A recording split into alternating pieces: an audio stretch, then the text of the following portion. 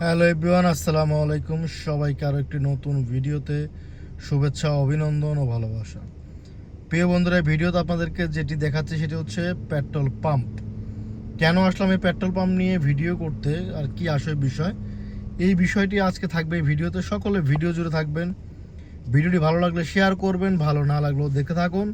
দেখতে দেখতে ভালোবাসা ভালো লাগা হয়ে যাবে ইনশাল্লাহ।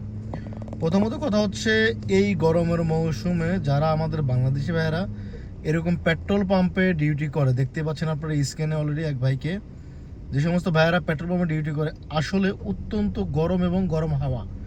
আমি আজকে দুপুরে যখন গাড়ি নিয়ে একটি পেট্রোল পাম্পে গেছিলাম তেল ভরার জন্য, তো তখন এক বাংলাদেশি ভাইকে দেখলাম যে তিনি রুমাল দিয়ে মুখটা বেঁধে মানে কাজ করতেছে।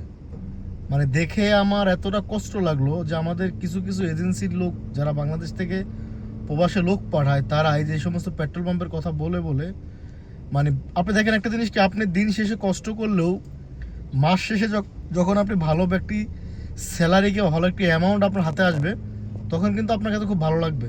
কিন্তু আসলে এইসব পেট্রোল পাম্পের স্যালারি কত, এটি কিন্তু আপনি আমি কম বেশি জানি। তো আমার কথা হচ্ছে যে আমাদের বাংলাদেশি ভাইয়েরা, শুধু বাংলাদেশি ভাইয়েরা না, ইন্ডিয়ানি, নেপালি, ফিলিপিনি, অন্য অন্য দেশের নাগরিকরাও কাজ করে। কাজ যে করে না অন্য অন্য দেশের নাগরিকরা, আসলে তা না, কিন্তু কাজ করে। বাট প্রচণ্ড পরিমাণে গরম, কষ্ট, রোদ, বৃষ্টি সহ্য করতে হয়। আপনারা দেখতেই পাচ্ছেন 24 ঘন্টা কিন্তু পেট্রোল পাম্প খোলা থাকে এবং হয়তো ম্যাক্সিমাম 12 থেকে 13 ঘন্টা ডিউটি হয়ে থাকে। এই সমস্ত মানুষগুলোর সঙ্গে কিছু কিছু আপনার গাড়ির ড্রাইভাররা আছে, অনেক সময় তেল ভরে টাকা না দিয়ে চলে যায়। যখন এই সমস্ত ভিডিওগুলো আমরা কিংবা এই সমস্ত কন্টেন্টগুলো আমরা মাঝে মধ্যে টিকটক বলেন কিংবা সোশ্যাল মিডিয়াতে দেখি, তখন মানে কার কাছে কেমন লাগে আমি জানি না, কিন্তু আমার কাছে এতটা পরিমাণে খারাপ লাগে। যারা এই সমস্ত ভাইয়েরা কত কষ্ট করে এই যে যে তেলের টাকাটা দিল না, এটা কি কোম্পানি মানবে কিংবা মুদিররা মানবে? আসলে মানবে না। কিন্তু আপনি যত কথাই বলেন, মুদিররা কখনো মানবে না। কিন্তু সেই টাকাগুলোর অবশেষে কি হয়, এদের বেতন থেকেই দিতে হয়।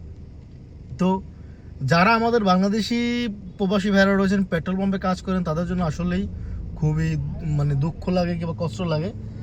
আসলে এই দূর প্রবাসে পরিবার পরিজনকে রেখে আমরা যারা এই প্রবাসে রয়েছি, আসলে প্রত্যেকটা লোকেরই কষ্ট লাগে। কিন্তু আমরা যারা এসিতে থাকি কিংবা এসির নিচে থাকি না, আমরা কিন্তু ওই লোকটার মর্ম কিন্তু বুঝি না।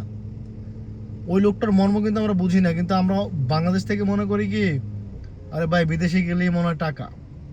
আসলে আমার এই ভিডিওটি কে কীভাবে নেবেন আমি জানি না।